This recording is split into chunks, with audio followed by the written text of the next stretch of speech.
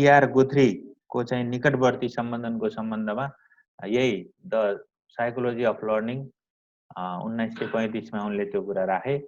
Receive the psychology of learning in 1952 अनि उनको त्यो जुन कुरा छ रिभाइज गरे, आफ्नो जुन बुक छ विचार छ त्यसलाई रिभाइज पनि गरे 1952 मा।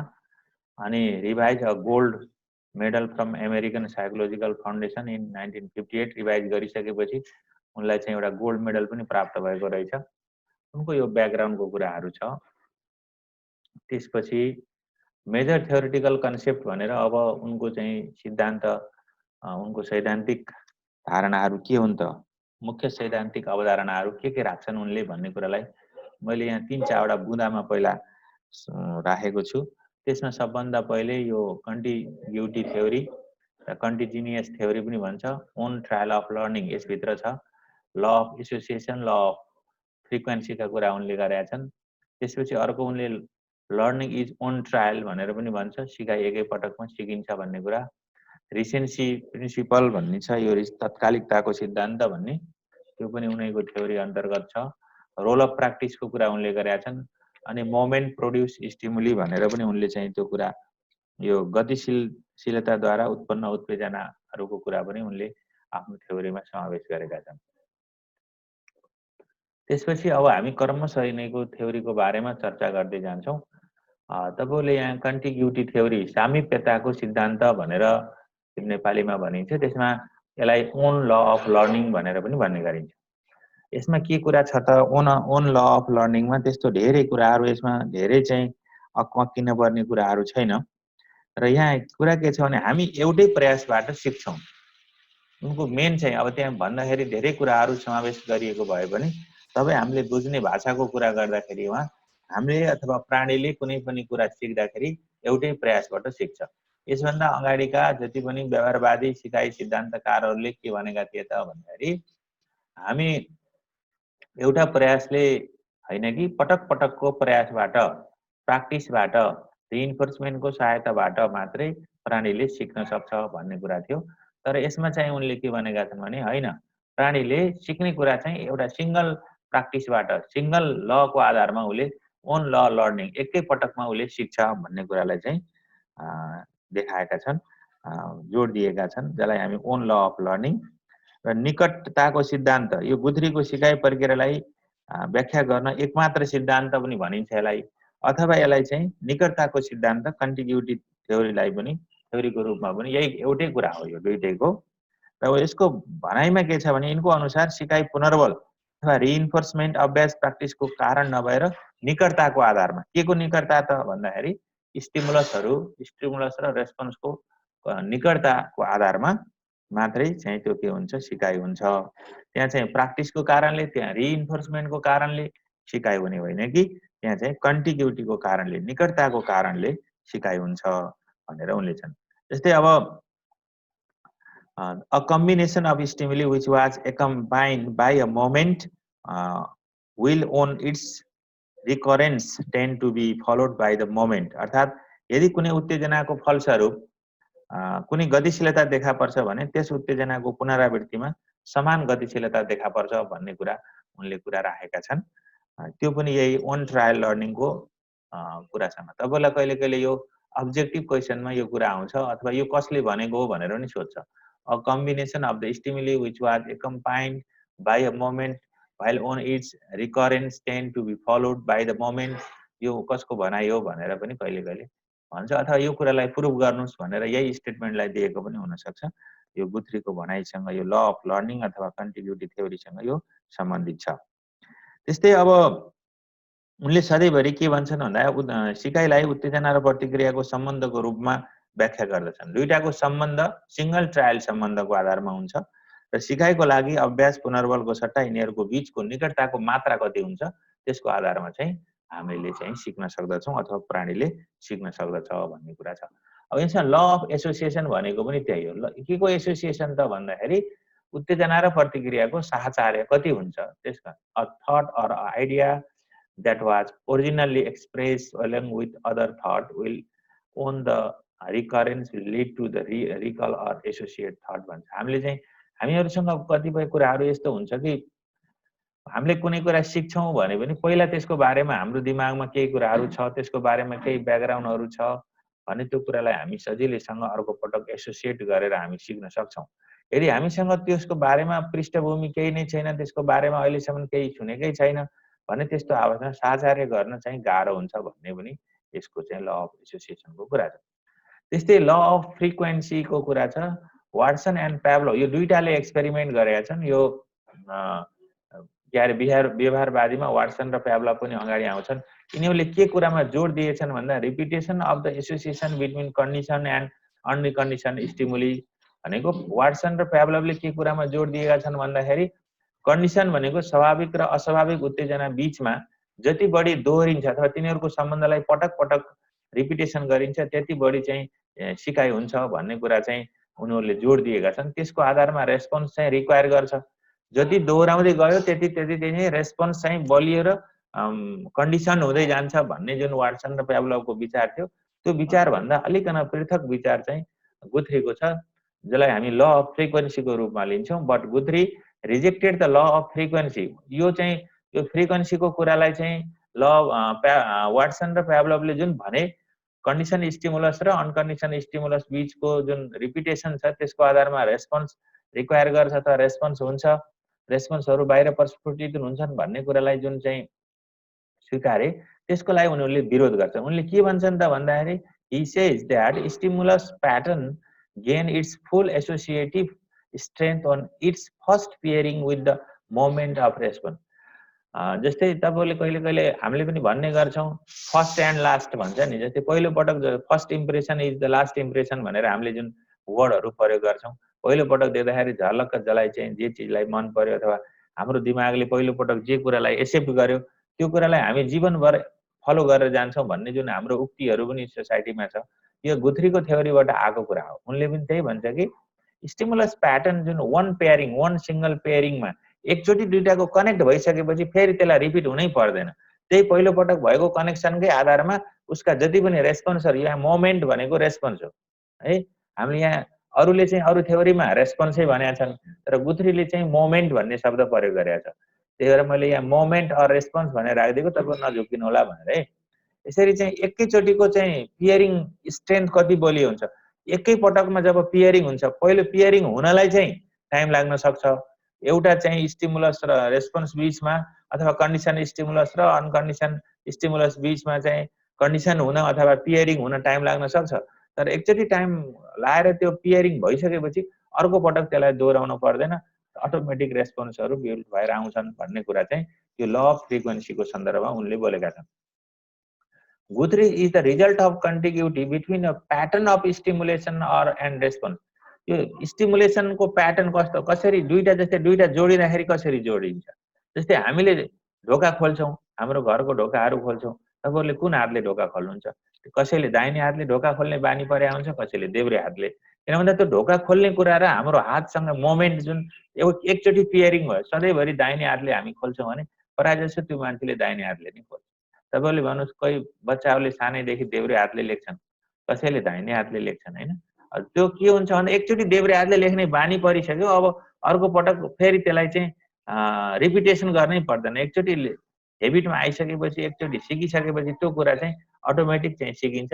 त्यो बलियो हुन त्यसलाई दोहोरिनका लागि रिभाइज गर्नु पर्दैन भन्ने कुरा उनीहरूको छ। त्यस्तै गरेर यहाँ चाहिँ अर्को कुरा के छ भन्दाखेरि learning is a complete after only a pairing between the stimulus and response. मैले भनिसकेँ एकचोटिको सिंगल पियरिङबाट नै स्टिमुलस र रेस्पोन्सको सिंगल पियरिङबाट लर्निङ कम्प्लिट हुन्छ भन्ने यो ल अफ फ्रिक्वेन्सीको सन्दर्भमा उनको विचार छ। त्यस्तै लर्निङ इज ओन ट्रायल, मैले यो तपाईलाई पनि भने सिंगल ट्रायलमा हुन्छ, एकैचोटिमा हुन्छ, त्यो पटक पटक ट्रायल गर्न पर्दैन। यसमा चाहिँ मोलर बिहेभियर र मोलिकुलर बिहेभियर भनेर उनले दुईटा बिहेभियरको चर्चा गरेका छन्। जस्तै मुसाले खानेकुरा प्राप्त गर्न लिभर थिच्छ हैन, त्यो भनेको मोलर बिहेभियर हो। तर चाहिँ हामीले चाहिँ त्यो अब मुसाले लिभर थिच्नु एक मोलर बिहेभियर भने उसले मांसपेशीको संयोजन कम्बिनेसनबाट हुने ससाना परिवर्तनहरू मोलिकुलर बिहेभियर। जब एउटा रेस्पोन्स गरिसकेपछि त्यो रेस्पोन्सको आधारमा फेरि हाम्रो शरीरमा विभिन्न किसिमका मोमेन्टहरू हुन्छन्। हामीले गर्ने जुन मोमेन्ट छ त्यो मोमेन्ट चाहिँ विभिन्न किसिमका हुन्छन्। त्यही मोमेन्टको आधारमा त्यसलाई मोलिकुलर बिहेभियर भनेर पनि भन्छ भन्ने कुरा पनि छ। र यसमा चाहिँ यहाँ विशेष गरी एउटा प्राणीले प्रत्येक प्रयासमा प्रत्येक एक प्राणीको गुथ्रीले एक प्राणीको प्रत्येक प्रयासमा सिकाइ हुन्छ। अब अरूले के भन्छ भन्थे भन्दाखेरि पटक पटकको प्रयासबाट सिकाइ हुन्छ, एउटा मात्रै प्रयासबाट हुँदैन भन्ने कुरा थियो भने उनको चाहिँ सिंगल ट्रायल भनेकै त्यही हो।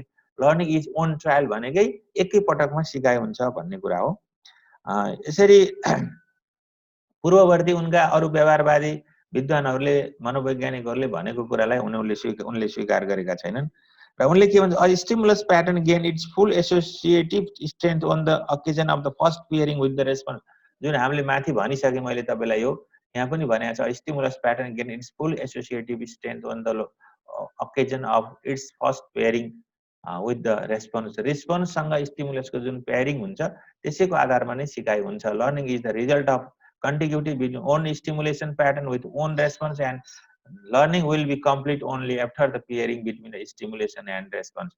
यो कुरा आइसक्यो, मैले भनिसकेँ, एकै पटकमा उत्तेजना र प्रतिक्रिया बीचको सम्बन्ध जब एकचोटि सिंगलमा हुन्छ त्यसको आधारमा सिकाइ हुन्छ भन्ने उनको चाहिँ मेन चाहिँ विशेषताको रूपमा चाहिँ लर्निङ इज ओन ट्रायल भनेर उनको आएको छ। सिंगल लर्निङ भन्ने कुरा पनि छ, यो टिक मार्कमा पनि आउन सक्छ, तपाईहरुले ख्याल गर्नु। त्यसपछि यहाँ मैले एउटा तपाईहरुलाई सिंगल ट्रायलको एउटा राम्रो चाहिँ एउटा उदाहरण मैले यहाँ बनाइदिएको छु। यहाँ हेर्नुस्, यो के छ भन्दा यहाँ स्टप भनेर लेखेको छ। यहाँ चाहिँ के छ, एउटा कार छ, यो कार भनेको रोकिन्छ। तपाईको के हुन्छ, एकचोटि यो यस्तो चिन्ह देखिसकेपछि रोकिनु पर्छ भनेर जब यो स्टप देखेपछि अटोमेटिक हाम्रो खुट्टा चाहिँ गएर ब्रेकमा बसिहाल्छ। अथवा तपाईको ट्राफिक लाइटहरु हुन्छ, कुन लाइटबाट कता जाने के गर्ने भन्ने संकेतहरु हुन्छ, त्यो देख्दा बित्तिकै त्यसलाई पटक पटक गर, एकचोटि जाने रोकाउने, त्यहाँबाट फेरि फर्काउने, रोकाउने, फेरि गर्न पर्दैन। एउटा कार चालकले एकचोटि यो देखिसकेर एकचोटि यो भनेको स्टप गर्ने चीज हो भनेर उले एकचोटि गेन गरिसकेपछि त्यसलाई फेरि दोहोर्याउनु पर्दैन। त्यही भएर स्टप भनेर लेखिएको जुन बोर्ड हुन्छ त्यो स्टिमुलस भयो, स्टिमुलस भयो। त्यो देखिसकेपछि एउटा कारलाई ड्राइभ गर्ने एउटा ड्राइभरले के गर्छ भन्दा रोक्छ। यहाँ रोकिएको कार छ, यहाँ रोकिएको कार छ, यो रोकिएको छ। किनमा रोकिएको छ भन्दाखेरि यही सिंगल स्टिमुलस देख्दा बित्तिकै त्यो अटोमेटिक के हुन्छ, रोकिन्छ। यसरी हाम्रो यो चाहिँ संकेत देख्दा बित्तिकै हाम्रो मोलिकुलर बिहेभियरहरु हाम्रो मस्तिष्कले सिधै अर्डर गरिदिन्छ के अब यो चाहिँ रोक्ने हो भन्ने अर्डर गर्छ।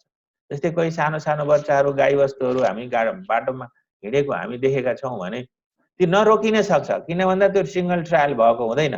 त्यही भएर एक्सिडेन्टहरु हुन्छ, किन भन्दा उलाई त्यहाँनेर रोकिन पर्छ भन्ने नै छैन नि, खुल्ला बाटोमा त हिँड्ने हो भन्ने हुन्छ। त्यही भएर यो एउटा मैले फिगर तपाईलाई ओन ट्रायल लर्निङको बारेमा सम्झिनको लागि सजिलो हुन्छ भनेर यो बनाइदिएको है।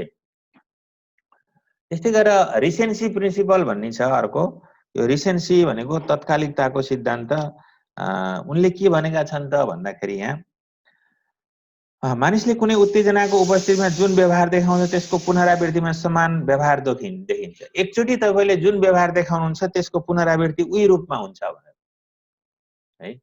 अब यो recency principle state that the recency stimulus will from association with the action or moment or response than previous stimuli भनेको पहिले पटक तपाईले एकचोटि अंगीको चित्र छ, तपाईको यहाँ अंगीको चित्र छ, हेर्नुस्। यो चित्रमा एकचोटि तपाईले स्टप भनेर जब लेख्नु हो नि, एकचोटि स्टप भनेर देखिसकेपछि तपाईले के गर्नुहुन्थ्यो, गाडीलाई रोक्नुहुन्थ्यो नि। अब अर्को पटक पनि हाम्रो शरीरले त्यो मोमेन्ट गर्छ के अटोमेटिक चाहिँ तत्कालिक अवस्थामा अगाडि आएको व्यवहार एकचोटि त हाम्रो त्यो कन्डिसन भइसकेछ नि त। अगाडि आएको व्यवहारलाई ठ्याक्कै हामी रिसेन्सी भनेको पुनरावृत्ति गर्छौं। फेरि स्टप भनेर लेखेको देखियो भने के हुन्छ, हामी अटोमेटिक स्टप गरिहाल्छौं। तपाईको सडकमा हैन, बाटाको छेउमा अन्यत्र सानो भित्री गल्लीमा पनि कसैले यो स्टप लेखेर एउटा बोर्ड राख्दियो भने तपाईले के बुझ्नुहुन्छ, उता केही काम हुँदै होला अथवा यो बाटो आज बन्द रहेछ भनेर तपाई अर्को लामो बाटो जानुहुन्छ।